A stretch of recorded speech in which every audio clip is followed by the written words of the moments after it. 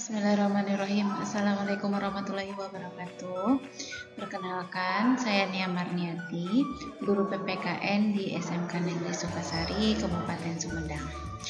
Baiklah, pada kesempatan kali ini saya akan memaparkan materi pelajaran PPKN kelas 11, yaitu tentang penggolongan hukum.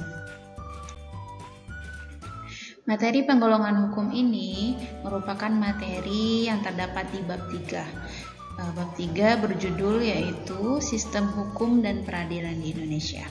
Sebelum kita membahas mengenai penggolongan hukum tersebut, Ibu akan menjelaskan terlebih dahulu apa itu hukum. Sebenarnya tidak ada satu definisi yang mampu mengartikan apa itu hukum.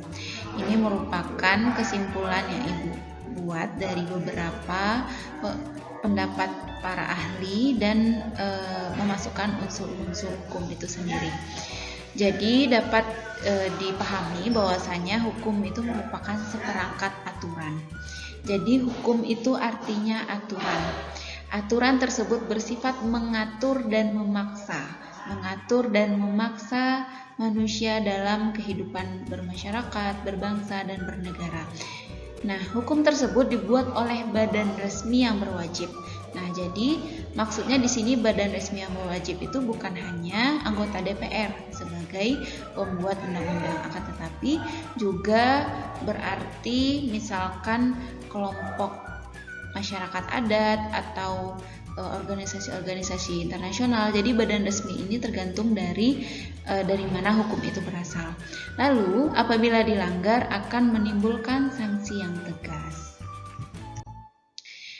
Baiklah, selanjutnya kita masuk kepada materi utamanya, yaitu penggolongan hukum.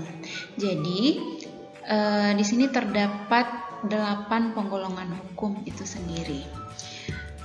Yang pertama berdasarkan sumbernya, yang kedua berdasarkan tempat berlakunya, yang ketiga berdasarkan bentuknya, yang keempat berdasarkan waktu berlakunya, yang kelima berdasarkan cara mempertahankannya, yang keenam berdasarkan sifatnya, yang ketujuh berdasarkan wujudnya, dan yang terakhir yaitu berdasarkan isinya. Pada kesempatan kali ini Ibu cuma akan menjelaskan 4 penggolongan hukum saja, yaitu berdasarkan sumbernya, tempat berlakunya, bentuknya, dan waktu berlakunya. Nah, insya Allah 4 sumber lagi, maksudnya 4 penggolongan hukum lagi itu akan dijelaskan pada pertemuan selanjutnya. Baiklah, yang pertama kita masuk ke penggolongan hukum berdasarkan sumbernya. Nah, jadi berdasarkan sumbernya ini, hukum dapat dibedakan atas 4 jenis. Yang pertama yaitu hukum undang-undang. Nah, hukum undang-undang ini merupakan hukum yang tercantum dalam peraturan perundang-undangan. Contohnya banyak sekali hukum undang-undang di Indonesia ini. Beberapa diantaranya misalkan kita sebut saja mengenai undang-undang lalu lintas, undang-undang tipikor atau tindak pidana pemberantasan korupsi, atau undang-undang perkawinan dan sebagainya. Selanjutnya yaitu hukum kebiasaan. Nah, hukum kebiasaan ini merupakan hukum yang terletak dalam aturan-aturan kebiasaan. Nah, jadi hukum ini berasal dari sekelompok masyarakat atau masyarakat adat di suatu daerah tertentu. Jadi antara sekelompok masyarakat di suatu daerah tertentu dengan sekelompok masyarakat di daerah lainnya itu berbeda hukum kebiasaannya. Contohnya mengenai perilaku sopan santun. Misalkan di suatu daerah A, hukum kebiasaannya yaitu anak perempuan dilarang pulang lewat dari jam 12 malam. Nah, ketika seorang anak perempuan pulang ke rumahnya lewat dari jam 12 malam, itu merupakan suatu pelanggaran dari hukum kebiasaan yang berlaku pada tempat tersebut, misalkan seperti itu. Yang selanjutnya yaitu hukum traktat. Nah, jadi traktat ini artinya perjanjian. Hukum traktat itu merupakan hukum yang ditetapkan oleh negara-negara di dalam suatu perjanjian antar negara. Nah, contohnya misalkan Indonesia tergabung dalam organisasi APEC atau ASEAN Pacific Economic Cooperation. Jadi perjanjian ekonomi antar anggota APEC itu merupakan salah satu contoh hukum traktat. Selanjutnya yaitu hukum jurisprudensi.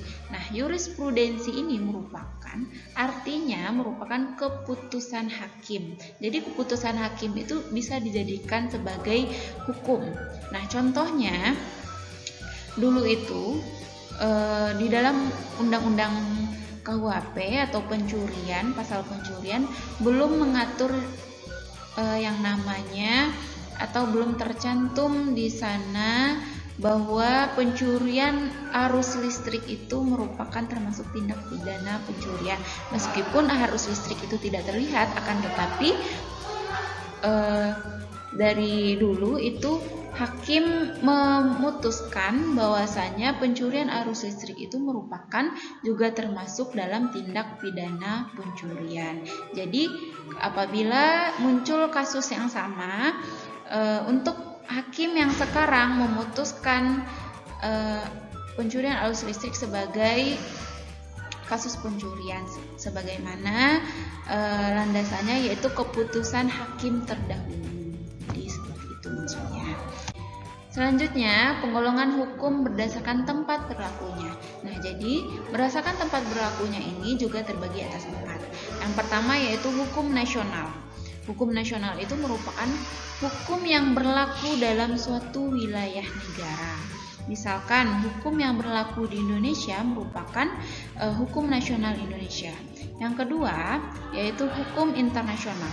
Nah, hukum internasional ini merupakan hukum yang mengatur hubungan hukum antar negara dalam dunia internasional. Artinya terhadap negara yang mengikatkan dirinya pada perjanjian internasional. Misalkan Indonesia tergabung dalam organisasi PBB, ASEAN, APEC atau OKI. Nah, Indonesia berarti mengikatkan dirinya atau harus mentaati aturan-aturan hukum yang ada dalam organisasi tersebut, yang mana hukum yang ada di dalam organisasi tersebut disebut dengan hukum internasional. Selanjutnya yaitu hukum asing. Nah, hukum asing ini merupakan hukum yang berlaku dalam wilayah negara lain.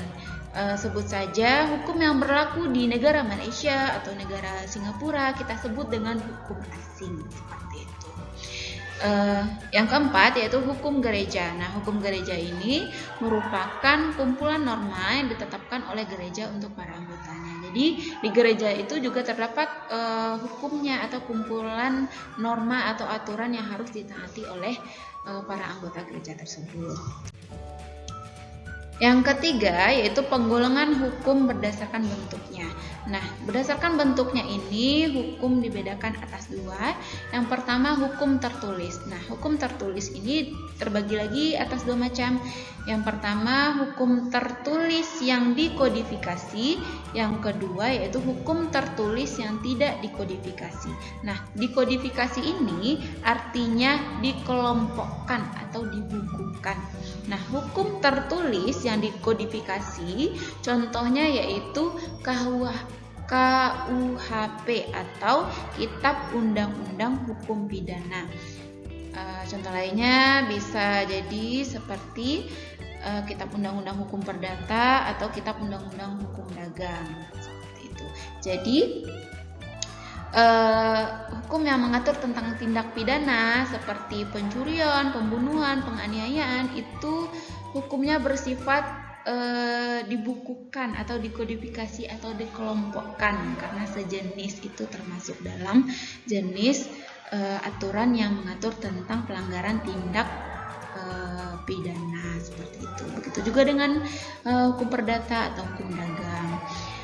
Yang kedua yaitu hukum tertulis yang tidak dikodifikasi. Nah, yang tidak dikodifikasi atau yang tidak dikelompokkan seperti dibukukan ini contohnya berupa undang-undang, peraturan pemerintah atau keputusan presiden, seperti itu.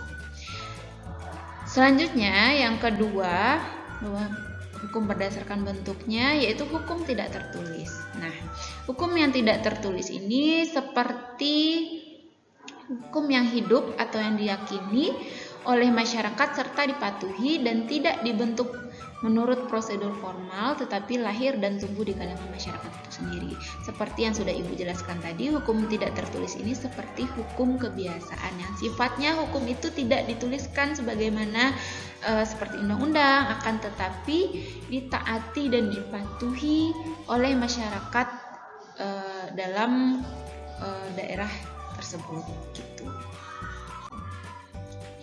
Yang terakhir yaitu penggolongan atau yang keempat ini ya, penggolongan hukum berdasarkan waktu berlakunya. Nah, jadi berdasarkan waktu berlakunya ini ada yang namanya hukum positif atau ius constitutum. Nah, ius constitutum ini merupakan bahasa Belanda ya. Kenapa bahasa Belanda? Karena Belanda menjajah Indonesia selama 3,5 abad.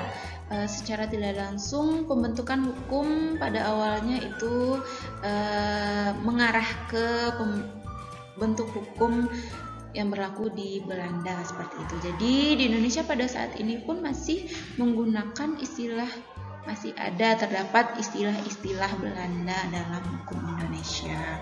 Contohnya seperti ini, hukum positif atau yang dinamakan dengan ius constitutum. Nah, hukum positif itu merupakan hukum yang berlaku sekarang bagi masyarakat dan daerah tertentu. Misalkan hukum yang berlaku sekarang di Indonesia, Undang-Undang Dasar Negara Republik Indonesia tahun 1945 itu disebut sebagai hukum positif Indonesia karena berlaku pada saat ini. Contoh lainnya mengenai Undang-Undang Kewarganegaraan nomor 12 tahun 2006 misalkan. Selanjutnya yaitu ius constituendum atau hukum negatif. Nah, hukum negatif ini merupakan hukum yang diharapkan berlaku pada waktu yang akan datang. Jadi hukum ini belum berlaku akan tetapi diharapkan berlaku di masa yang akan datang. Contohnya atau hukum negatif itu berupa apa sih? Masih berupa rancangan undang-undang. Baiklah, sekian materi kita pada kesempatan kali ini, penggolongan hukum. Mungkin hanya itu saja penjelasan dari Ibu. Semoga kalian memahami. Mohon maaf apabila ada kesalahan. Ibu tutup dengan wassalamualaikum warahmatullahi wabarakatuh.